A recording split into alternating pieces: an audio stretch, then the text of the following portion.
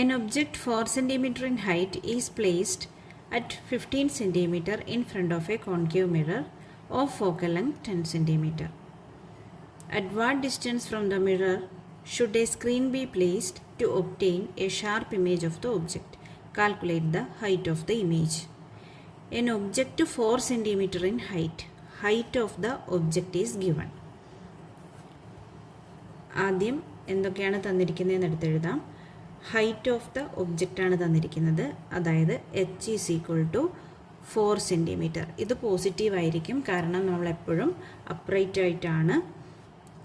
ആയിട്ടാണ് ഒബ്ജക്റ്റിനെ വെക്കുന്നത്. Okay, h is equal to 4 cm.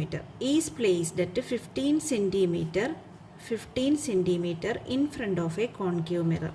ഒരു കോൺകേവ് മിററിൻ്റെ ഫ്രണ്ടിൽ 15 cm അകലത്തിൽ ഒബ്ജക്റ്റ് വെച്ചിട്ടുണ്ട്. അതായത് u is equal to 15 cm. അപ്പോൾ കോൺകേവ് മിറർ ഇങ്ങനെയാണുള്ളത്. അപ്പോൾ ഒബ്ജക്റ്റ് ഇവിടെ വെച്ചിട്ടുണ്ട്. അപ്പോൾ ഇവിടെ നിന്നാണ് മെഷർമെൻറ്റ് ചെയ്യുക, അതുകൊണ്ട് u നെഗറ്റീവ് ആയിരിക്കും. u is equal to -15 cm.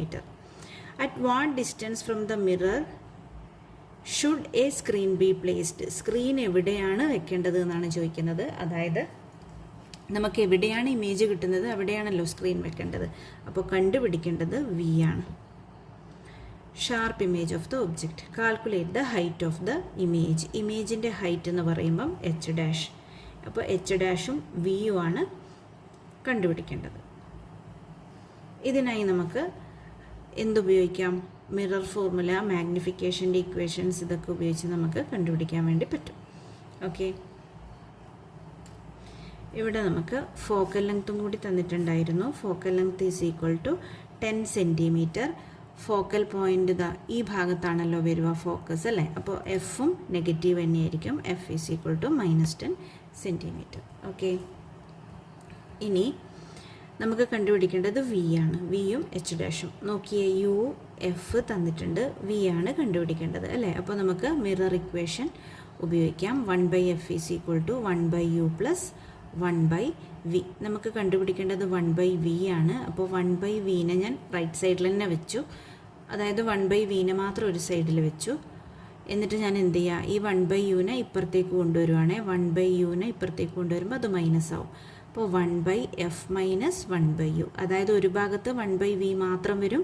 1/uനെ ഇപ്പുറത്തേക്ക് കൊണ്ടുവരുമ്പോൾ 1/f മൈനസ് 1/u എന്ന് കിട്ടും. ഓക്കെ, ഇനി നമുക്ക് സബ്സ്റ്റിറ്റ്യൂട്ട് ചെയ്യാം. 1/v is equal to 1/-10 minus 1/-15. Okay, ഈ മൈനസും മൾട്ടിപ്ലൈ ചെയ്ത് പോസിറ്റീവ് ആവും, അല്ലേ? ഈ മൈനസിനെ നമുക്ക് മേലേക്ക് ന്യൂമറേറ്ററിലേക്ക് കൊണ്ടുപോകാൻ പറ്റും. അപ്പോൾ -1/10, ഇതിവിടെ പ്ലസ് ആവും. 1/15. 10ൻ്റെയും 15ൻ്റെയും LCM 30 ആയിരിക്കും. ഇനി കാൽക്കുലേറ്റ് ചെയ്യാം. 10 × 3 ആണ് 30. അപ്പോൾ -1 × 3 -3 പ്ലസ് 15 2s are 30 ആണ്. അപ്പോൾ 2. അപ്പോൾ എത്ര കിട്ടും ആൻസർ? -3 + 2 എന്ന് പറഞ്ഞു കഴിഞ്ഞാൽ -1 ആണ്. -1/30. അപ്പോൾ 1/v ഈസ് ഈക്വൽ ടു -1/30. ഇതിൽ നിന്ന് v കണ്ടുപിടിക്കാൻ എന്ത് ചെയ്താൽ മതി? ജസ്റ്റ് റെസിപ്രോക്കൽ എടുക്കുക.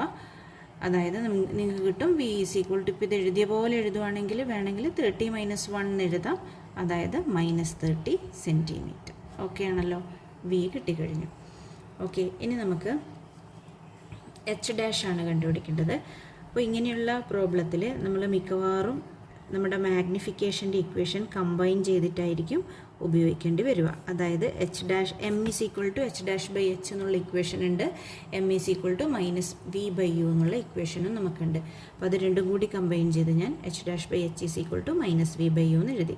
ഇതിൽ നമ്മുടെ കയ്യിൽ v, u, h എല്ലാം ഉണ്ട്, അതുകൊണ്ട് h' കണ്ടുപിടിക്കാം. h' ഈസ് ഈക്വൽ ടു, ഇത് ഇങ്ങോട്ടേക്ക് പോകും, അല്ലേ? അപ്പോൾ h × -v/u എന്ന് കിട്ടും. This is equal to h 4 cm ആണ്, മൈനസ് v നമ്മൾ കണ്ടുപിടിച്ചു -30 ഡിവൈഡഡ് ബൈ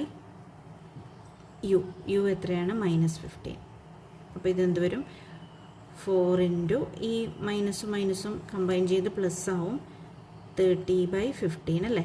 ഇവിടെ ഈ മൈനസ് ഞാൻ ഇവിടെ ഇട്ട് കൊടുക്കുകയാണ്. ഈ മൈനസ് ഞാൻ ഇവിടെ ഇട്ടു. അപ്പോൾ എത്ര കിട്ടും? -8 സെൻറ്റിമീറ്റർ എന്ന് കിട്ടും. ഓക്കെ, അതായത് H dash height of the image -8 centimetre ആണ്. അതായത് മൈനസ് റെപ്രസെൻ്റ് ചെയ്യുന്നത് എന്താ? നമുക്ക് ഇങ്ങനെ ഒരു തലകീഴായ ഇമേജാണ് കിട്ടിയിരിക്കുന്നതെന്നാണ് മൈനസ് സൈൻ റെപ്രസെൻ്റ് ചെയ്യുന്നത്. അപ്പോൾ നോക്കിയേ, 4 സെൻറ്റിമീറ്ററെ ഒബ്ജക്റ്റിൻ്റെ ഹൈറ്റ് ഉണ്ടായിരുന്നുള്ളൂ. ഇമേജിൻ്റെ ഹൈറ്റ് ഇരട്ടിയായി അല്ലേ, 8 ആണ്, പക്ഷെ തലകീഴായത്. ഓക്കെ, ചില പ്രോബ്ലത്തിൽ ഈ ഒരു റേ ഡയഗ്രാം വരയ്ക്കാനുള്ള ക്വസ്റ്റ്യൻ കൂടി വരാറുണ്ട്. അങ്ങനെയാണെങ്കിൽ റേ ഡയഗ്രാം കൂടി വരയ്ക്കേണ്ടി വരും കേട്ടോ. Okay, draw a labeled ray diagram to show the path of the reflected ray corresponding to the ray which is directed towards the principal focus of a convex mirror. Mark the angle of incidence and angle of reflection. Draw a labeled diagram to show the path of the reflected ray corresponding to the ray which is directed towards the principal focus of a convex mirror. Principal ഫോക്കസിലേക്കൂടെ വരുന്ന incident റേക്ക് corresponding ആയ reflected ray വരച്ച് label ചെയ്യാനാണ് question. അപ്പോൾ diagram വരയ്ക്കാനുള്ള question മാത്രമായിട്ടാണ് ഇത് ചോദിച്ചിരിക്കുന്നത്. അപ്പോൾ നീറ്റായി ഡയഗ്രാം വരച്ച് പെൻസിലും സ്കെയിലും ഉപയോഗിച്ച് ഡയഗ്രാം വരച്ച് കൃത്യമായി ലാബൽ ചെയ്താൽ മാത്രമേ ഫുൾ മാർക്കും കിട്ടുള്ളൂ. ഓക്കെ, അപ്പോൾ കോൺവെക്സ് മിററിൻ്റെ കേസിലാണ് നമുക്കിത് വരയ്ക്കേണ്ടത്. Convex mirror. അപ്പോൾ ആദ്യം നമുക്ക് കോൺവെക്സ് മിറർ വരയ്ക്കാം. കോൺവെക്സ് മിറർ വരച്ചു. കോൺവെക്സ് മിറർ വരച്ചതിന് ശേഷം നമ്മൾ പോൾ ബാക്കിയുള്ള കാര്യങ്ങളൊക്കെ മാർക്ക് ചെയ്യാം. സ്കെയിലും പെൻസിലും ഉപയോഗിച്ച് വരക്കണം കേട്ടോ. ഞാനിവിടെ പ്രിൻസിപ്പൽ ആക്സിസ് വരച്ചു. ഒരു പോയിന്റ് ഞാൻ എഫ് എന്ന് മാർക്ക് ചെയ്യുന്നു. അതിൻ്റെ ഡബിൾ ഡിസ്റ്റൻസ്, ഈ ഡിസ്റ്റൻസിൻ്റെ ഏകദേശം ഡബിൾ ആകുന്ന രീതിയിൽ ഞാനിവിടെ സെൻറ്റർ ഓഫ് കർവേച്ചർ മാർക്ക് ചെയ്തു. ഇനി നമ്മുടെ ഇൻസിഡൻറ്റ് ലൈറ്റ് റേ വരുന്നത് എങ്ങനെയാണ്? ഫോക്കസിലേക്കൂടെയാണ് അല്ലേ. അപ്പോൾ എന്ത് ചെയ്യണം? ശരിക്ക് ഈ ഫോക്കസിൽ ഇങ്ങനെ ടച്ച് ചെയ്യുന്ന രീതിയിൽ എങ്ങനെ വേണമെങ്കിലും ടിൽറ്റ് ചെയ്യാം, ഇങ്ങനെ വേണമെങ്കിലും വരയ്ക്കാം, കുറച്ച് ഈ ഒരു ആംഗിളിൽ എങ്ങനെ വേണമെങ്കിലും വെക്കുക. ഫോക്കസിൽ ടച്ച് ചെയ്യണം. കാരണം ഫോക്കസിൽ corresponding to the ray which is directed towards the principal focus എന്നാണ് പറഞ്ഞിരിക്കുന്നത്. അപ്പോൾ ഇങ്ങനെ ഞാനൊരു ലൈറ്റ് റേ വരച്ചു കഴിഞ്ഞാൽ ഇത് ഫോക്കസിലേക്ക് ഡയറക്റ്റ് ചെയ്തിരിക്കുന്ന ലൈറ്റ് റേ ആണ്. അപ്പോൾ ഇതിനെ ഞാൻ ഇങ്ങോട്ടേക്ക് പ്രൊഡ്യൂസ് ചെയ്ത് ഇങ്ങോട്ടേക്ക് കാണിക്കുവാണ്. കണ്ടോ, ഫോക്കസിലേക്ക് ഡയറക്റ്റ് ചെയ്തിരിക്കുന്ന ലൈറ്റ് റേ ആണിത്. ഇതിന് കറസ്പോണ്ടിങ് ആയിട്ടുള്ള റിഫ്ലക്റ്റഡ് റേ ആണ് വരക്കേണ്ടത്. നമ്മൾ പഠിച്ചിരുന്നു റൂളായിട്ട് ലൈറ്റ് റേ ഫോക്കസിലേക്കൂടെ ആണ് വരുന്നതെങ്കിൽ അത് പാരലൽ ആയിട്ടാണ് പിന്നെ റിഫ്ലക്റ്റ് ചെയ്ത് പോകാമെന്ന് പഠിച്ചിട്ടുണ്ടല്ലേ. അപ്പോൾ ഈ ലൈറ്റ് റേ ഇങ്ങനെ വീഴുന്ന ഈ ലൈറ്റ് റേ റിഫ്ലക്റ്റ് ചെയ്ത് പോകണം. അതെങ്ങനെയായിരിക്കും? ഈ പ്രിൻസിപ്പൽ ആക്സിസിന് പാരലാവുന്ന രീതിയിൽ വേണം റിഫ്ലക്റ്റ് ചെയ്ത് പോകാൻ. അപ്പോൾ ഈ ഒരു പോയിന്റിൽ നിന്ന് പ്രിൻസിപ്പൽ ആക്സിസിന് പാരലായി ലൈറ്റ് റേ വരയ്ക്കുക. കണ്ടോ, അപ്പോൾ ഇതാണ് നമ്മുടെ റിഫ്ലക്റ്റഡ് റേ. ഇനി നമ്മളിവിടെ എന്ത് ചെയ്യണം? വളരെ സിമ്പിൾ അല്ലേ ശരിക്കത്.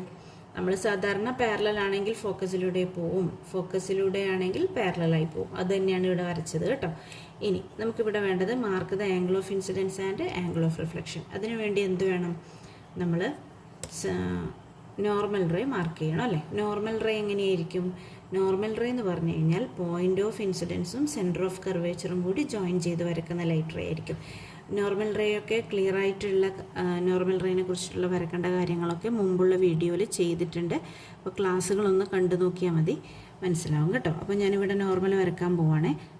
സെൻറ്റർ ഓഫ് കർവേച്ചറും പോയിന്റ് ഓഫ് ഇൻസിഡൻസും ജോയിൻ ആവുന്ന രീതിയിൽ വേണം വരക്കാൻ. കണ്ടല്ലോ. അപ്പോൾ ഇതാണ് നമ്മുടെ നോർമൽ റേ. വേണമെങ്കിൽ ഒരു എൻ ഡാഷ് എന്നൊക്കെ പേര് കൊടുക്കാം. അപ്പോൾ ഇൻസിഡൻറ്റ് റേയും നോർമൽ റേയും തമ്മിലുള്ള ഈ ആംഗിളാണ് ആംഗിൾ ഓഫ് ഇൻസിഡൻസ്. റിഫ്ലക്റ്റഡ് റേയും നോർമലും തമ്മിലുള്ള ഈ ആംഗിളാണ് ആംഗിൾ ഓഫ് റിഫ്ലക്ഷൻ എന്ന് പറയുന്നത്. ഓക്കെ, ഇവിടെ നമുക്കിനി pole of the mirror mark ചെയ്യാം. ഓക്കെ, ബാക്കി എല്ലാ കാര്യങ്ങളും നമ്മൾ മാർക്ക് ചെയ്തിട്ടുണ്ട്. നിങ്ങൾക്ക് വേണമെങ്കിൽ ഇവിടെ ഇൻസിഡൻറ്റ് റേ, റിഫ്ലക്റ്റഡ് റേ അങ്ങനെ എഴുതി കൊടുക്കാം. അതുപോലെ ആൻസർ എഴുതുന്ന സമയത്ത് I is equal to angle of incidence, അതേപോലെ R is equal to angle of reflection, അങ്ങനെയുള്ള കാര്യങ്ങൾ എഴുതാം. പിന്നെ വേണമെങ്കിൽ ഒരു സെൻറ്റൻസ് ആയിട്ട് വേണമെങ്കിൽ ഈ ലൈറ്റ് റേ പോകുന്ന പാത്തും കൂടി വേർഡ്സിൽ ഡിസ്ക്രൈബ് ചെയ്ത് എഴുതാം കേട്ടോ.